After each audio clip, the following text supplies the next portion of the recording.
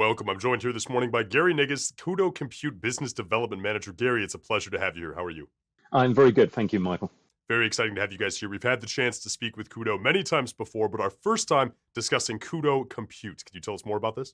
Yeah, so Cudo Compute empowers businesses and people to take advantage of the billions of dollars of underutilized compute resource that currently sit around data centers all around the planet. So in essence, we're looking to address those fundamental challenges within IT of the availability of resource, the price of that resource, its proximity to either the source of content or the destination, and lastly, but arguably most importantly, the sustainability of those IT resources we need to use. So we're looking to address all of them with an inherently more sustainable approach, if you will, built around that concept of leveraging the idle and underutilized compute that sits around the planet. Fantastic. Now, what is the difference in infrastructure requirements between Web 2 and Web 3? Can you give us some color there? Yeah, sure. So fundamentally, there are similarities. So both need access to resource, both compute, storage, and bandwidth. The differences are more subtle, I would say, in how you access those and the opportunity that resides there. Typically, a Web 2 business would access compute resource using either a user interface or an API driven access point or mechanism.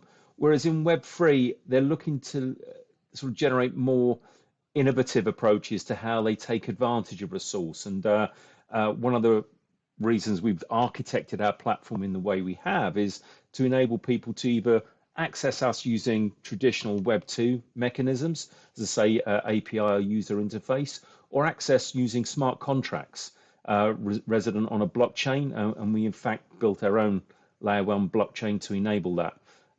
So in terms of difference, it's a bit more subtle than just they need a different infrastructure. They both need the same infrastructure. How they access them is going to be fundamentally different. And I suppose with a Web3, there's going to be, if you look at the way it's expanding, there's just going to be more than we were used to in Web 2. Intel earlier this year sort of were forecasting that to deliver the sort of metaverse experience that people are expecting, we'll need something like 1,000 times the compute power that we currently have. Now, one of the fundamentals of our business is that that's not sustainable in the long run. So we need to find a better way of using what's already there. And that's what we're trying to enable with Cudo Compute. Fantastic. Now, you also say the Cudo Compute's approach is more sustainable. How is that the case? It's around the approach, the underlying approach that we've adopted, which is that concept of idle or underutilized compute. And by sustainability, which is inherent in that approach, it's not just environmental. Now, environmental is that if we're using resources more efficiently or more effectively, we're going to have less waste. I mean, I'm not sure if you're aware, but something like 60% of a server's lifetime carbon footprint is sort of used up either during manufacture, initial shipping to site, or sitting idle. So using that more efficiently and more effectively will reduce waste and will have a significant reduction in our impact on the environment. Also, alongside that, sustainability is not just about the environment, it's also about economically sustainable. So again, if we're using existing resources more efficiently, that intrinsically means that we're going to be able to drive down cost points, deliver more projects within that same price, and enable people to get creative and more creative around the projects that they actually deliver. Amazing. Okay, now how do your background, specifically when we're talking about infrastructure, inform how you approach building and operating Cudo Compute? Yeah, so our business is built around a number of people that have either run data centers or operated in data centers. I myself have been working in the IT and services market for longer than I care to mention.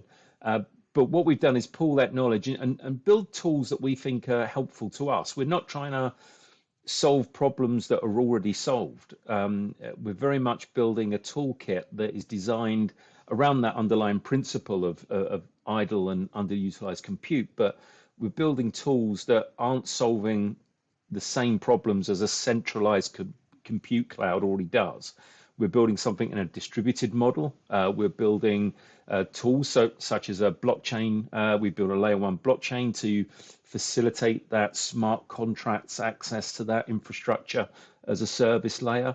And we're also prioritizing working closely with suppliers that are focused in having access to or supplying resources that are in short supply in existing centralized cloud platforms, or are actually just providing resources in locations that aren't widely addressed by those centralized cloud platforms. So, as I mentioned, one of the areas we're really keen on doing, because we've been exposed to both the use and the sell and the buy side of this equation, is not solving problems that have already been solved. Let's look at the new problems that are coming down the line. How do we address those in a better way? Terrific. All really, really interesting information. And every time we talk with Cudo, we get a deeper understanding of what you guys do. And it certainly is an exciting future in front of you. Gary Negus, Cudo Compute Business Development Manager, thank you so much for joining us here. Pleasure. Thank you, Mike.